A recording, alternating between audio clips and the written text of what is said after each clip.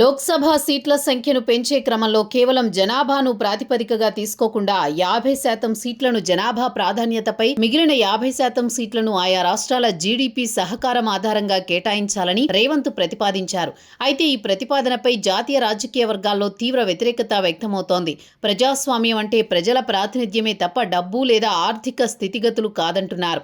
సంపదను బట్టి రాజకీయ అధికారాన్ని పంచడం అనేది భారత రాజ్యాంగంలోని ఒక వ్యక్తి, ఒక ఓటు, ఒకే విలువ అనే ప్రాథమిక సూత్రానికే విరుద్ధమని తేల్చేస్తున్నారు. ఈ అంశం బీజేపీ ఎంపీ తేజస్వి సూర్య పార్లమెంటు సాక్షిగా రేవంత్ రెడ్డి ప్రతిపాదనను తీవ్రంగా ఖండించారు. జీడీపీ అనేది ఏటా మారుతూ ఉంటుంది. అస్థిరంగా ఉండే ఆర్థిక గణాంకాలను బట్టి నియోజకవర్గాలు ఎలా నిర్ణయిస్తారని ఆయన ప్రశ్నించారు. ఇది కేవలం హాస్యాస్పదమైన ప్రతిపాదన మాత్రమే కాకుండా దేశంలో ఉన్నవారు లేనివారు అనే విభజనను సృష్టిస్తుందని ఆందోళన వ్యక్తం చేశారు. కేవలం ఆర్థికంగా బలమున్న రాష్ట్రాలకి ఎక్కువ రాజకీయ అధికారం ఇవ్వాలనడం ప్రజాస్వామ్యాన్ని ధనిక తంత్రంగా మార్చడమే అని ఆయన తేల్చి చెప్పారు.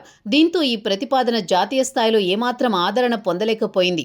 దక్షిణాది రాష్ట్రాలు జనాభా నియంత్రణలో ముందున్న రాజకీయంగా నష్టపోకూడదనే రేవంత్ ఆవేదన సమంజసమే అయినప్పటికీ దానికి ఆయన ఎంచుకున్న పరిష్కారం ప్రమాదకరంగా ఉందనేది రాజకీయ విశ్లేషకుల అభిప్రాయం. జీడీపీ ప్రాతిపదికన సీట్ల పంపిణీ చేస్తే అది ఉత్తర దక్షిణ రాష్ట్రాల మధ్య తీవ్రమైన విద్వేషాలకు దారితీస్తుంది. దేశంలో ప్రాంతీయ అసమానతలున్న మాట వాస్తవమే అయినా వాటిని ఆర్థిక లావాదేవీల ద్వారా రాజకీయ అధికారంతో ముడిపెట్టడం దేశ సమగ్రతకు చిచ్చు పెట్టడమే అన్న వాదన వినిపిస్తోంది.